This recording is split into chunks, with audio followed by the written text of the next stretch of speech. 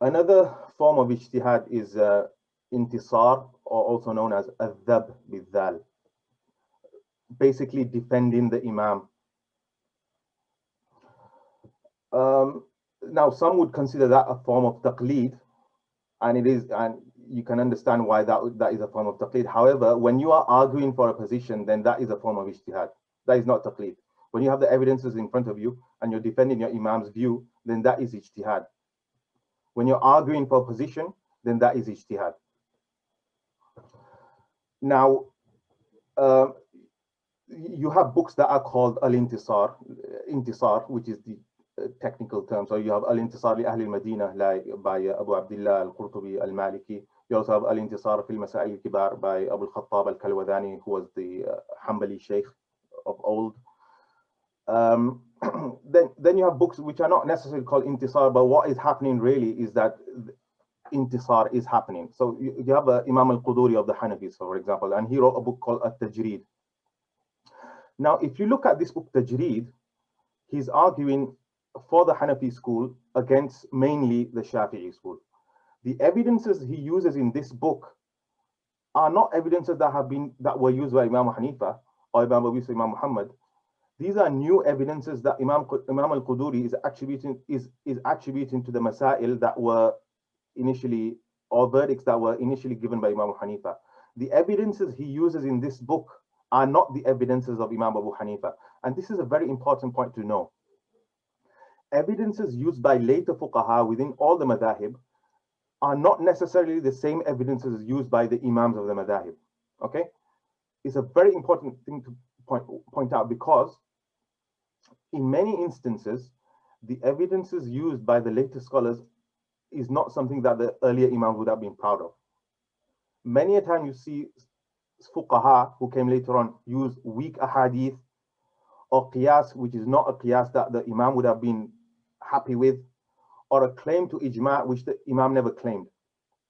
Okay, so it is important when reading the books of later scholars that we understand that even though the mas'ala or the fatwa is that of the imam, however, the evidence that is being used by this later author or this later scholar is not the evidence used by the imam of the madhab. So it is important to make the distinction between the mas'ala and the dalil. The mas'ala is the imam, but the dalil is not the imams.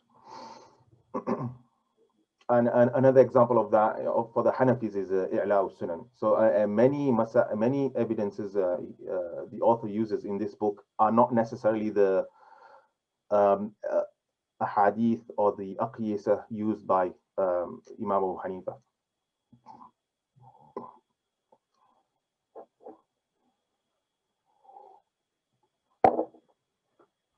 But nonetheless, when you are promulgating new evidences for the madhab, then that is ijtihad on your part. So what Imam al-Quduri is doing in Tajreed is ijtihad, the intisar form of ijtihad. Likewise in I'la al-Sunan, what he is doing is intisar for the Hanafi madhab, and that is his ijtihad for the Hanafi madhab. There are dangers associated with ijtihad, as I mentioned. It can lead to sloppy research, and in the introduction of At-Tahqiq fi Masail al-Khilaf by Ibn al-Jawzi, the Hanbali scholar, he says that I have seen the majority of our teachers state in their books, our evidence is what Abu Bakr al-Khallal said, narrating with his chain to the Messenger of Allah sallallahu alaihi wasallam, or our evidence is what Abu Bakr Abdul Aziz narrated with his chain, or our evidence is what Ibn Battah said. Obviously, these are all later Hanbali scholars, when in fact most of these narrations are in the books of the authentic books, like the Musnad of Imam Ahmad or the books of Sunan of, for example, Abu Dawud al-Tirmidhi. So why not rely upon the primary sources? Why rely upon the secondary sources of later scholars? The only reason why they did this is sheer laziness in research. So whereas you are defending your madhab, but why try to defend your madhab using secondary or later sources when you have the books like the Sihah and the Sunan and the Masanid in front of you? So that form of intisar is really a lazy form of intisar. So for example, if a later Indian scholar, and this is many times the case, relies upon Mishkat al-Masabih or Kanzul Ummal, these were books that were popular within the Indian subcontinent until Shah Waliullah came with and really promoted the primary sources of hadith like Bukhari and Muslim. A lot of Indian fiqh books have, or generally Indian scholarly research works have as their references Mishkat al-Masabih or Kanz al-Ummal, whereas these same ahadith would typically be in the Masanid or the Sihah or the Sunan. So that is another form of sloppy research, especially when you have access to books of the Kutub Sitta or the Masanid. Earlier scholars in India may not have had access, so they would have relied upon secondary sources like Mishkah. Intisar can lead to bigotry. Okay, so you know your Imam's evidences are weak, but you're still defending him. So that form of ijtihad is blameworthy. So Ibn al-Jawzi says in the same Tahqiq fi Masail al-Khilaf, he says, according to me, those who are even more blameworthy amongst those whom I've criticized are the group of major scholars of narration who can discern the authentic narration from the weak and have written on the topic.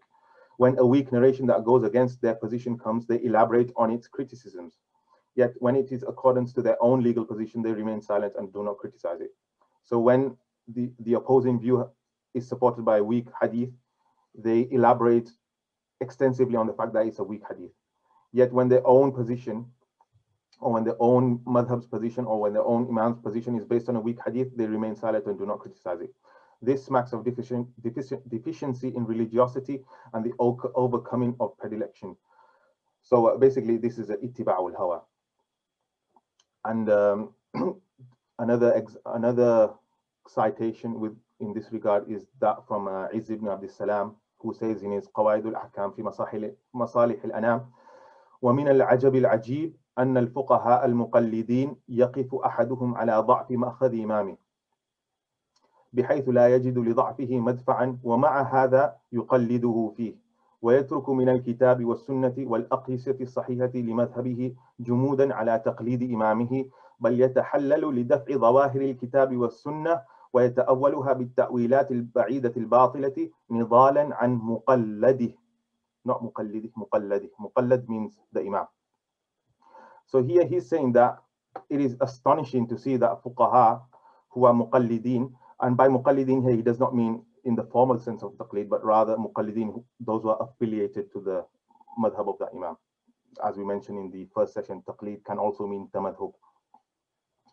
So they know that their Imam's evidence, ma'khad, is weak, and they have no way to disprove that it is weak. And even then, they still وَمَعَ هَذَا يُقَلِّدُهُ فِيهِ, they still follow the Imam in that, and they abandon from the Kitab and Sunnah and correct forms of analogy. Why? Just to jumudan ala taqlid imami, just to stay with the Imam, or just to stay in line with the position of the Imam. بل يتحلل, this is the key bit, بل يتحلل لدفع ظواهر الكتاب والسنة ويتأولها. He in fact ويتأولها بالتأويل البعيدة الباطلة. So in even this person or such scholars, they reinterpret the correct evidences just to defend the Imam. They reinterpret it with the far-fetched interpretations, and they reject the apparent evidences from the Quran and Sunnah that go against the Imam, which they know in their opinion goes against the Imam, but even then they stubbornly stick to their Imam. So they know, yet they are still doing intisar for the Imam. So this is a form of intisar. This is a form of ijtihad which is blameworthy. Ibn Rajab says in Jami' al-Ulum wal-Hikam similarly, ها هنا أمر خفي ينبغي التفطن له وهو أن كثيرا من أئمة الدين قد يقول قولا مرجوحا ويكون مجتهدا فيه مأجورا على اجتهاده فيه موضوعا عنه خطأه فيه.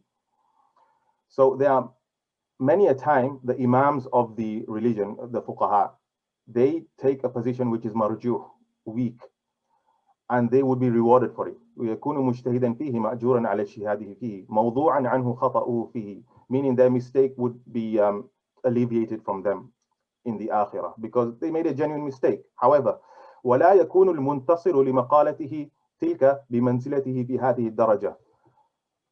a scholar of that madhab who came after him knows that his position is based on weak evidence. So his muntasir, a scholar affiliated to his position, his madhab, is defending him, he would not gain the same reward for defending him. Because obviously we know إذا أصاب فله أجران وإن أخطأ إن أصاب فله أجران وإن أخطأ فله أجر واحد. A scholar who is right gets 2 rewards, but genuinely makes a mistake would still get 1 reward. But that is in the case when they don't know. This scholar who came later on knows the evidence goes against his imam's position, yet he is still defending him. He would not even get that 1 reward. لأنه قد لا ينتصر لهذا القول إلا لكون متبوعه قد قاله. The only reason he's defending that opinion is because his imam said it.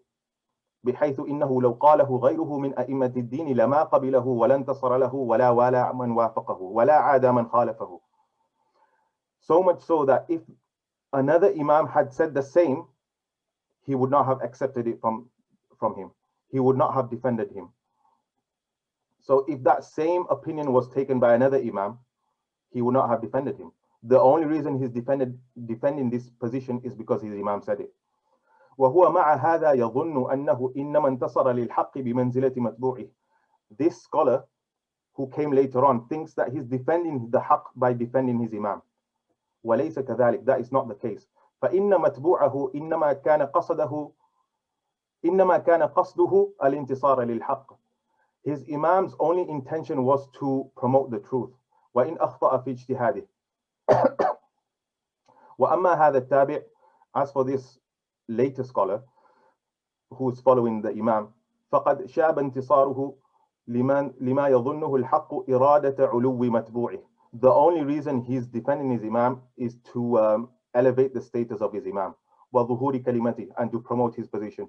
وأنه لا ينسب إلى الخطأ, and so that his imam is not attributed to an error. وهذه دسيسة تقدح في قصد الانتصار للحق.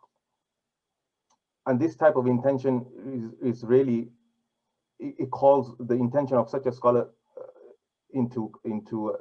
it makes him suspect, basically, this type of attitude to defending the imam's position. فافهم هذا. So understand this. So basically, a scholar who's defending an imam with evidences might do so out of a completely incorrect intention. So his ijtihad would be completely wrong. But it is nonetheless ijtihad.